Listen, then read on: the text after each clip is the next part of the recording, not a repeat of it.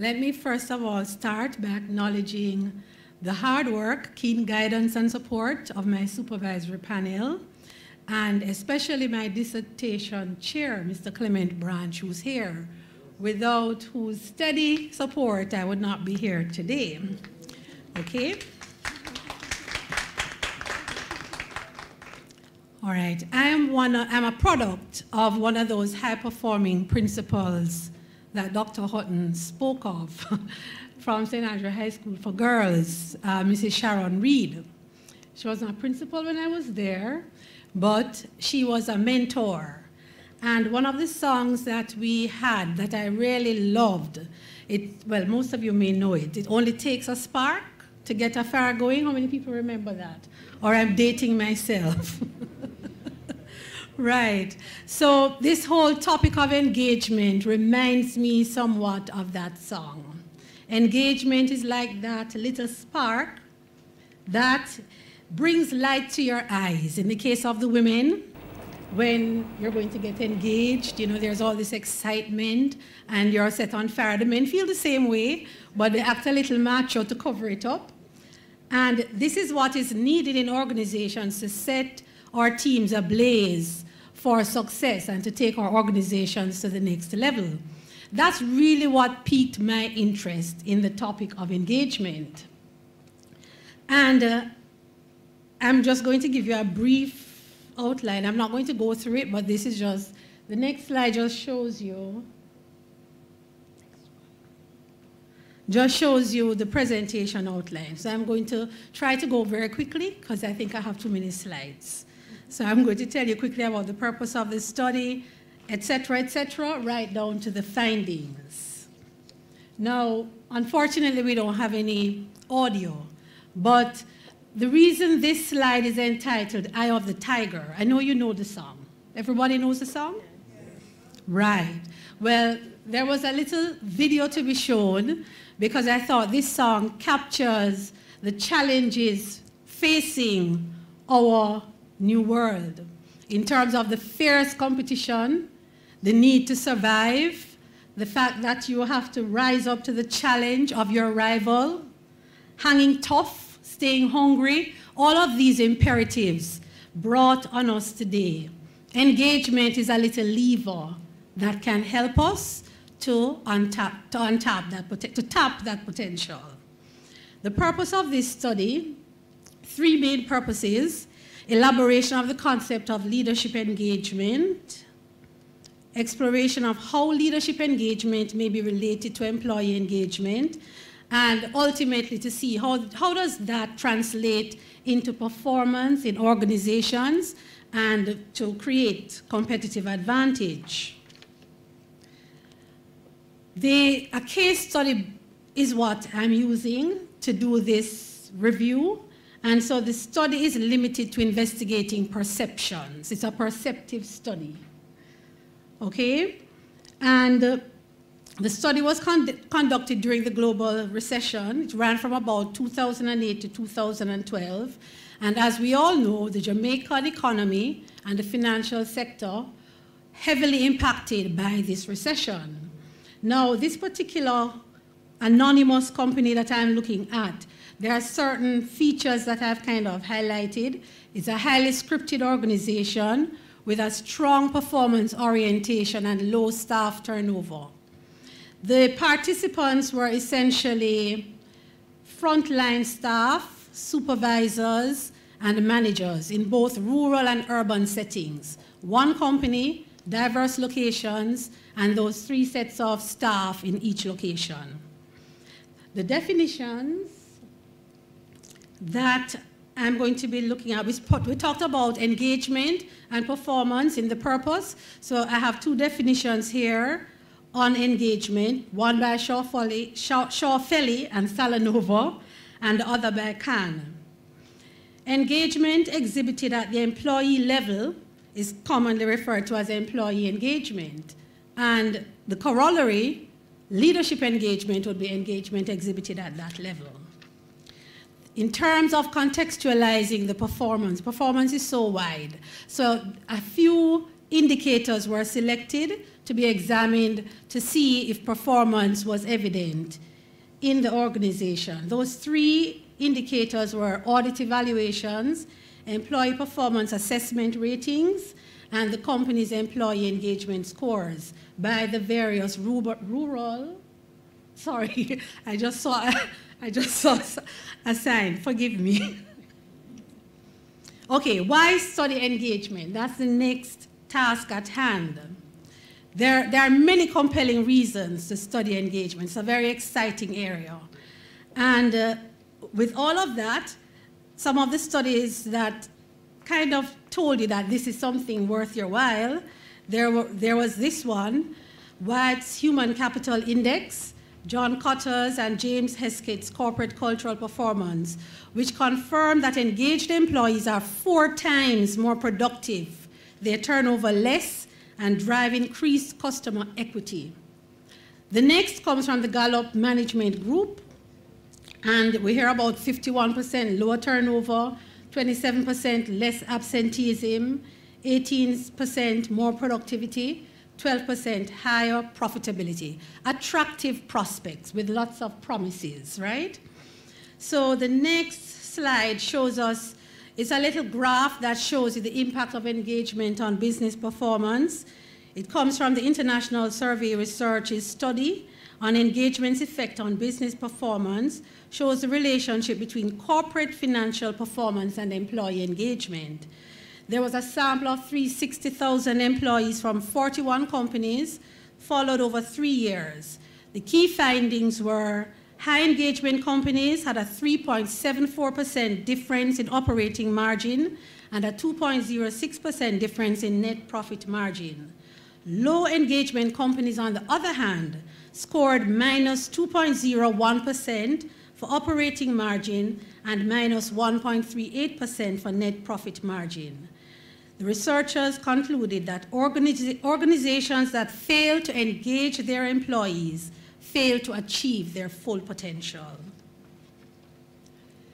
In terms of the theoretical contribution of this study, the primary gap filled is that we're trying to provide a foundation for the investigation of leadership engagement as a distinct construct with consideration of its consequences for organization in our setting. All of us know about employee engagement. It's highly popularized, but sometimes there's an assumption that the two are the same. There's a sparseness in the literature review, which we're going to go on to now. Robinson, Perryman, and Hayday cited lack of academic studies and very sparse empirical evidence, even though the term is so well popularized. And with the general positive framing of engagement that you see in the literature, and the next slide shows you two citations, it is no wonder that organizations have found affinity with the term, and everybody is pursuing engagement because it promises great dividends. The next thing we wanted to look at was the distinctiveness of engagement. And from the literature, Christian Garza and Slaughter did a quantitative study on engagement, work engagement, and it highlighted its distinctiveness. They tested its association with task and contextual performance and meta-analyzed over 90 engagement studies. Found from those studies that it was really distinct from organizational commitment, job satisfaction, or job involvement. Organizations need more exposure to this construct to better appreciate what they can get from it. Now we have a dilemma. Organizations sometimes fall into the trap of paying great attention to the engagement of employees and forget the leaders' engagement levels. We have become so focused on pursuing engagement in the workforce that there's a temptation to be always doing something to win over the staff rather than being, as we strive to engage employees. Wellburn draws attention to that powerful thing called example. In terms of the origin, William Kahn, he's the founding father of work engagement. Academics, organizational practitioners have leveraged his work there, and expounded on its utility to the world of work and organizational life. His work is really the framework for the study. Some of the descriptors that he gives us, well, he gives us some, Christian et al. Gives us some, Shaw-Felly gives us some, right? We also have Zigarmi et al. 2009, who sought to look at the different angles from which engagement was explored over the years. They highlighted three main ones: well-being, burnout, and job involvement. Now, some of the key terms that kept coming up in the literature: vigor, dedication, and absorption. And I'm not absorbing my time. Okay? Now, Wildermuth and Pauken posited leadership as one of several factors. So it's not the only thing we're saying that's going to cause performance to happen. It's one of several connected to engagement. And some of these, it has to do with looking at the environment as well, job factors and individual factors. After all, leadership is influence. According to Cotter, 1990, leadership involved, among other things, creating a vision of where we need to go, aligning people, motivating and inspiring them in order to accomplish the vision and to cope with change in an increasingly competitive world. And we know how dynamic our world is. Most of the sparse research done on leadership and engagement is skewed towards the effect of leadership or leadership behaviors on engagement, rather than establishing if leaders become engaged differently from regular employees. So we have three research questions that I'm going to share with you now. The first one: what are the characteristics of perceived employee engagement versus perceived leadership engagement? How do they differ? How do followers perceive leadership engagement? What are people's perceptions of the influence of leadership engagement on employee engagement and its impact on performance? I already mentioned Kahn's theoretical framework, and I just want to highlight three key terms in his psychological conditions premise: meaningfulness, availability, and safety. Psychological meaningfulness is about feeling worthwhile, useful, and valuable at work, in work. Psychological safety is connected to features of social systems that provided less non-threatening, predictable, and consistent social situations with supportive and trusting interpersonal relationships. And psychological availability speaks to having the physical, emotional, and psychological resources needed to personally engage at a particular moment. We now move to the methodology. The study is anchored in the interpretivist paradigm. A case study approach was used to delve into this particularly large and diverse organizational setting, and it was all about exploring participant perceptions. A qualitative approach facilitated the extraction of very rich data for analysis. And we alluded earlier to the strong oral tradition in Jamaica, so this was really a good match. Data collection schedules were used. We had focus group sessions, face-to-face interviews, participant observations, content analysis, document reviews, org charts, audit findings, performance history, employee engagement reports, and so on. I told you already about the participants in the study. So they were at the three levels: clerical, supervisory, management, different gender, different age groups. So we took the data by job level just to, based on the sensitivity of the questions being asked, we wanted to be sure that persons did not feel, I'm sitting in a room in a focus group session with my manager or my supervisor, can I be truly honest? So we kept people according to their job level. And for the purpose of the study, whenever we refer to leaders, it's anybody who is supervising someone else or more. Questions on engagement considered one's perspective on the nature of the job and employee and leadership interactions in the organization. Data collection instruments ask questions such as what is engagement, factors influencing engagement, how is engagement experienced and manifested, results of engagement from their experience, comparison of leadership engagement and employee engagement. Finally, we're at the findings. Engagement at the employee or leadership level was demonstrated to require psychological presence, physically, cognitively, emotionally. Investing oneself in work required a certain level of commitment and a passion for the task at hand. And engagement was shown to need all three things working together. So you couldn't just be psychologically available, but no meaning, no safety. It was kind of like a package most times based on what person said. Employee and leadership participants saw engagement at the employer leadership level as being characterized by having a sense of involvement, inclusion and participation, buy-in, healthy communication, active listening, feeling respected, feeling adequately rewarded and recognized, valued and appreciated, and flexibility. Engagement was shown to exist on a continuum with varying levels, which could be modulated for both employees and leaders. So some were like X1s and some were X5s and X6s, right?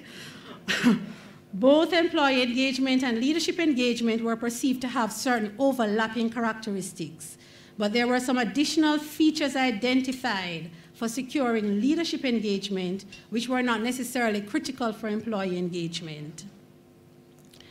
These included autonomy, empowerment, a keen appreciation of the big picture, motivational skills, the ability to inspire, an action orientation, empathy, confidentiality, objectivity, job competence. That was a big thing. People did not respect leaders who were not considered to be able to do what the subordinate does and their own work in a competent way. The other thing that was interesting, they did not feel comfortable to have leaders who were not respected or credible in the organization by their superiors. So that also affected how they were perceived. There was no feature of engagement mentioned at the employee level that did not present in some way at the leadership level. Possibly this is because every leader is also an employee in this particular organization. There were no owner leaders. So basically, it looked a lot like good leadership. This is what the people yearn for in their everyday lived experiences, to be persuaded that somebody was truly engaged, took their role seriously for the best interests of the team and the organization. Participants at all levels appreciated leadership engagement as a real construct. Although some said it was largely absent from their work environment, they knew what they were expecting: passion, psychological presence in executing functions. Being invested in the role did not always, and I'll give you a little example, indicate investment in the tasks. So there were some people who were great profilers. They were good networkers. And so they were able to create excitement, but still the team members thought they lacked on the competent side in executing. I'm going to skip the next one in the interest of time. The final thing now about performance. Leadership engagement was viewed as a significant influencer of employee engagement. Engagement was viewed as very contagious for employee engagement, leadership engagement. Another interesting finding is that performance outcomes were most impressive at locations manifesting the greatest overall engagement levels. Performance outcomes were affected by engagement level at work, irrespective of the rank of the person. So in summary, leadership engagement involved having passion for the people, the job, the customer, the results. The further study, because I'm out of time, sir? A minute. Further study. Now, a couple things came up, and it was evident that more probing is needed. So this will be phase 2. Implications of positive and negative engagement. What looks like engagement, disengagement, or non-engagement on one side of the fence may not be that. It's a matter of what the purpose is. So, for example, someone can be very engaged in the organization, but it's a matter of what they're engaged to do. Sometimes it is, for example, they may be highly engaged with respect to their union obligations, but when it comes to the work, it's a different thing. But that thing kept coming up a lot. Engagement ambiguity. Being engaged with respect to certain dimensions of the job or the organization and not others. The relativity of meaningfulness. Meaningfulness is not absolute. It's a matter of what's the end of the meaningfulness? What's the end game? To whom? Meaningful to whom and for what purpose? Surprises. The extent to which leaders needed affirmation from those whom they led. That came out very strong. As a matter of fact, some persons almost made it sound as if their team wasn't engaged, they could not be engaged as the leader. So it begged the question, what comes first, the cart or the horse? It was confusing for some people. Don't diss. The weight of respect in affecting engagement was phenomenal. Most employee participants believed that employees were more responsible for facilitating their own engagement at work than the leaders. I didn't really expect that. And this is just a little cartoon of Dilbert on engagement, which we can't go into. So thank you very much for listening.